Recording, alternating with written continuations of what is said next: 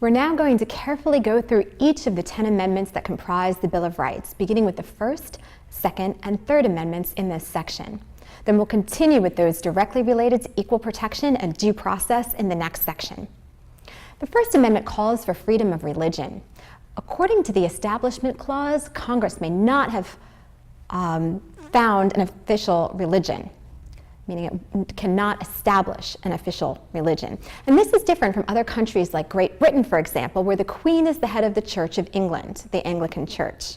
This has been the case since the time of Henry VIII, when he split with the Catholic Church in the 1500s because the Pope refused to annul his marriage to his first wife, Catherine of Aragon.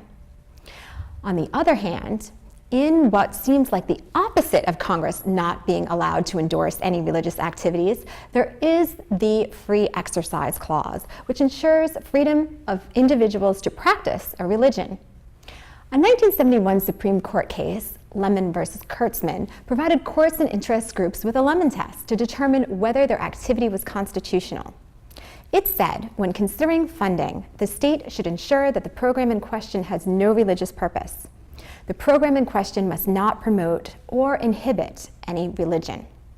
In 1984, in the case Lynch versus Donnelly, the court decided that a display of a manger and Santa Claus on public property was constitutional because it was being used to celebrate a national holiday.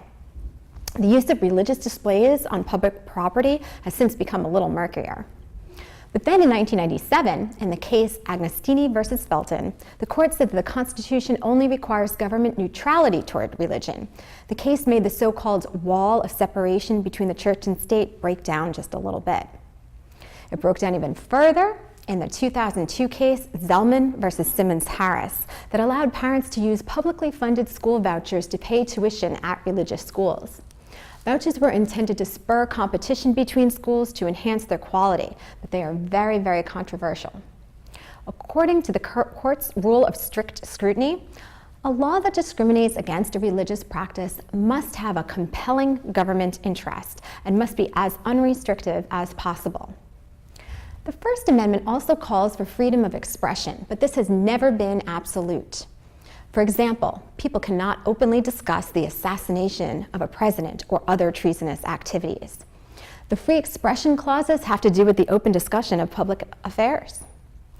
The Supreme Court has determined that the clauses prohibit prior restraint, like censorship. Something to bear in mind here is that there is a clear and present danger test. In the 1999 Supreme Court case, Schenk versus the United States, the court established the clear and present danger test. In this case, the court upheld the conviction of a defendant who had given out of anti-draft literature during wartime. This brings us to the point that the First Amendment protects freedom of speech. The nation's second president, John Adams, signed the Alien and Sedition Acts in 1798.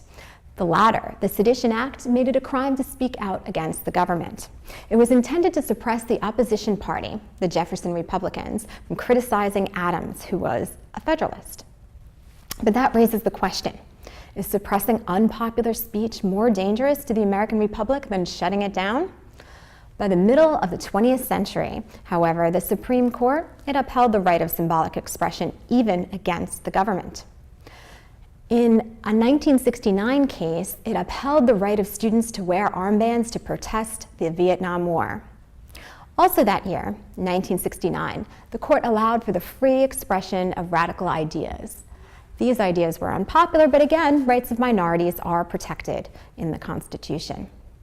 In the case Brandenburg versus Ohio, again 1969, the court struck down the conviction of a Ku Klux Klansman who had been making threatening statements. The court denied that the threat posed by Brandenburg's words was credible.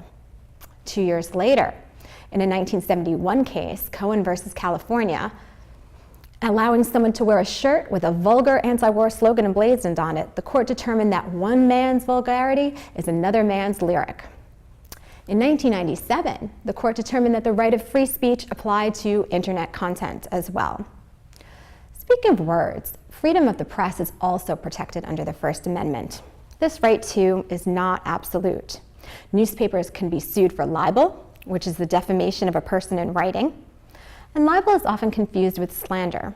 Slander is an oral statement that is false and intended to damage an individual.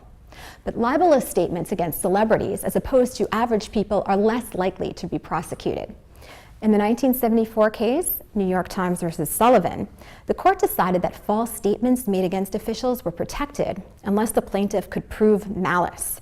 And malice is an intent to harm, and it is very difficult to prove.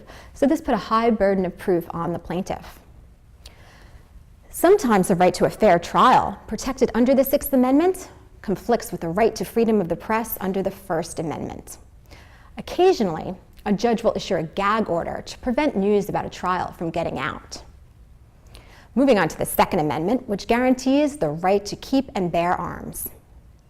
The Second Amendment was intended to ensure that each state could form its own militia. So some say that the National Guard replaced the state militias and therefore the amendment is outdated. Others, proponents of gun rights, say that the amendment is about an armed citizenry. In 2008, the Supreme Court, in a 5-4 decision, deems the banning of handguns in Washington, D.C. unconstitutional. But shootings at schools like Columbine have made gun control a campaign issue. Many democracies in Western Europe have much stricter restrictions on the sale of and carrying of firearms. A powerful interest group, the National Rifle Association, or NRA, is against most gun restrictions. Interest groups are discussed in Module 3. The Third Amendment says in full, "No soldier shall, in a time of peace, be quartered in any house without the consent of the owner, nor in time of war, but in a manner to be prescribed by law."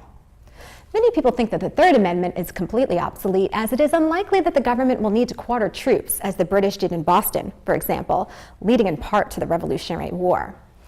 The Third Amendment serves as a reminder, however, that Americans have a right to privacy and that homes will not be violated by the government unless there is a significant reason for the government to do so. Be sure to keep reading and to do the questions in this section and watch the video as many times as you like.